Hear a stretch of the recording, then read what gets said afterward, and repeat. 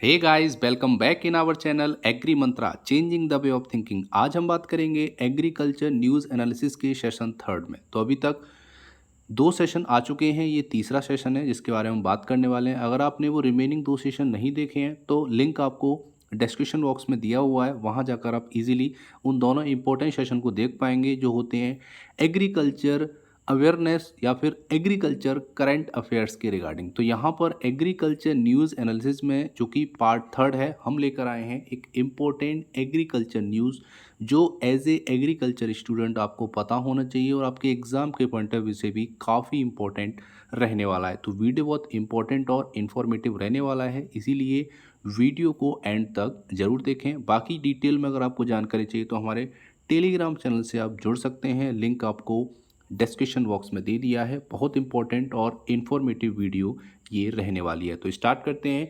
आज की जो न्यूज़ है एग्रीकल्चर न्यूज़ एनालिसिस के सेशन थर्ड में, वो है छत्तीसगढ़ स्टेट हैज़ रिसीव्ड पोषक अनाज अवार्ड 2022। तो 2022 का जो पोषक अनाज अवार्ड मिला है वो मिला है भारत के राज्य छत्तीसगढ़ को। काफ़ी इम्पोर्टेंट है क्योंकि ये सेंट्रल गवर्नमेंट के द्वारा ये जो अवार्ड है वो दिया जाता है, जो किसी एक स्टेट या यूनियन टेरिटरी को दिया जाता है। तो 2022 का जो पोषक अनाज अवार्ड है, जो कि आप फोटोग्राफ में यहाँ पे देख सकते हैं, वो दिया गया है छत्तीसगढ़ को।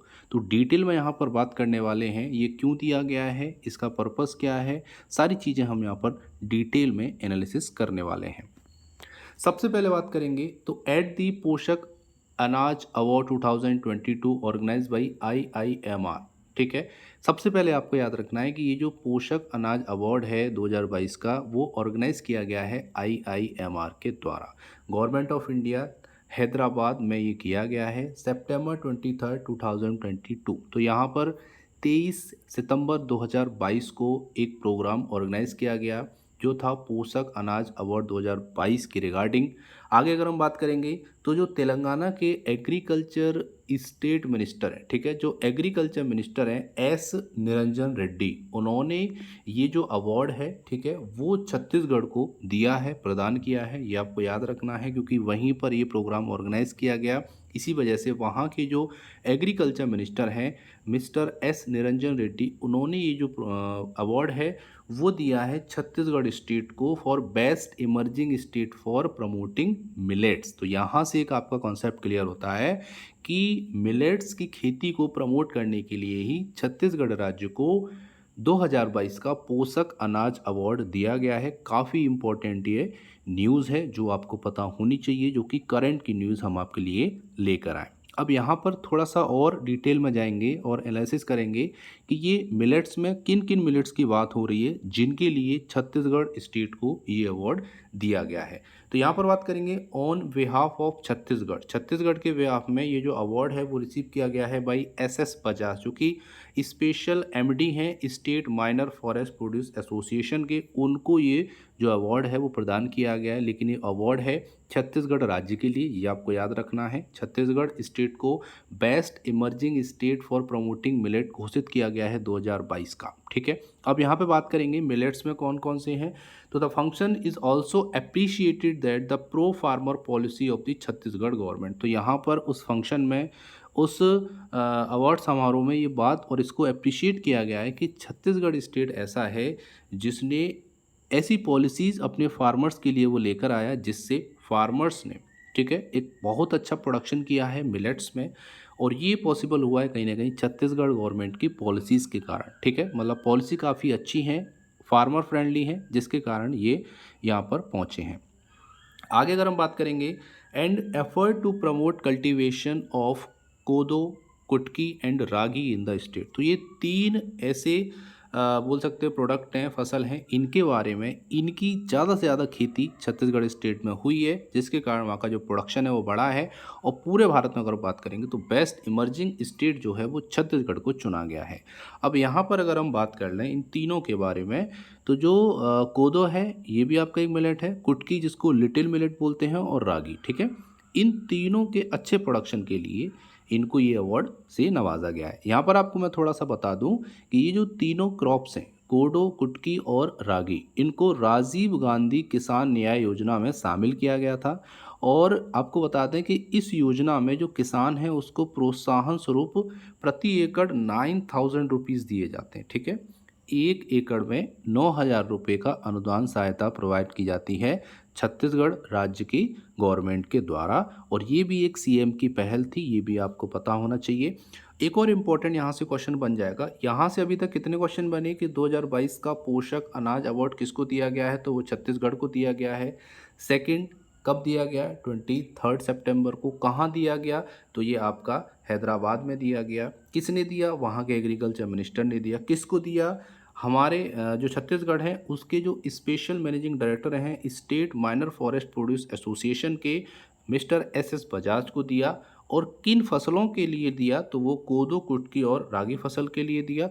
लेकिन यहाँ पर ये जो फसलें हैं वो किस में आती हैं, मिलेट्स में। तो यहाँ पर डायरेक्टली ये पूछा जा सकता है कि for best emerging state for promoting dash, मतलब किसके लिए, तो वो मिलेट्स के लिए है। तो मिलेट्स के लिए बेस्ट इमर्जिंग स्टेट इस बार रहा है वो है छत्तीसगढ़। उसके लिए इनको ये जो प्राइज़ है वो दिया गया है। उम्मीद करते हैं यहाँ तक आपको सारे पॉइंट समझ में आए होंगे जहाँ से क्वेश्चन डायरेक्टली पुट अप हो सकता है किसी भी एग्जामिनेशन में। फ्रेंड्स, अगर आपको वीडियो पसंद आ रहा है, हेल्पफुल लग रहा है, तो वीडियो को लाइक ज़रूर करना और ज़्यादा से ज़्यादा शेयर करना, ताकि हमको अप्रिसिएशन मिलेगा, जिससे हमको मोटिवेशन मिलेगा और हम ज़्यादा से ज़्यादा ऐसे ही इम्पोर्टेंट जनरल अवेयरनेस जो कि एग्रीकल्चर स्टूडेंट्स के पॉइंट ऑफ व्यू से, जो कि आने वाले एग्ज़ाम में बहुत ज़्यादा महत्वपूर्ण होते हैं, ऐसे वीडियोस लाते रहें।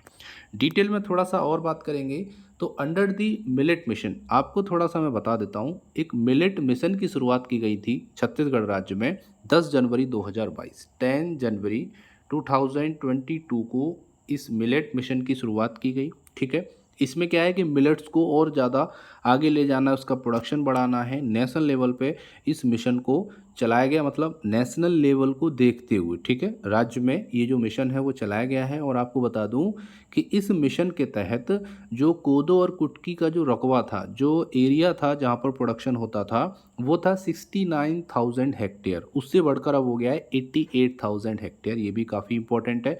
और इसी मिलेट मिशन के तहत 5 कुंटल, ठीक है, 5 कुंटल प्रति एकड़ का जो प्रोडक्शन है उसको बढ़ाकर 9 क्विंटल प्रति एकड़ लक्ष्य रखा गया है। ये भी आपको पता होना चाहिए। तो मिलेट मिशन के अंतर्गत यहाँ पे 46,000 क्विंटल ऑफ कोडो यहाँ पे प्रोड्यूस हुआ है, 2800 क्विंटल ऑफ कुटकी और 5,811 क्विंटल ऑफ रागी यहाँ पर पिछले सीजन में, लास्ट सीजन में सपोर्ट प्राइस पे गवर्नमेंट ऑफ छत्तीसगढ़ ने प्रोक्योर भी की है और उसको आगे प्रोसेस के लिए भेज भी दिया है।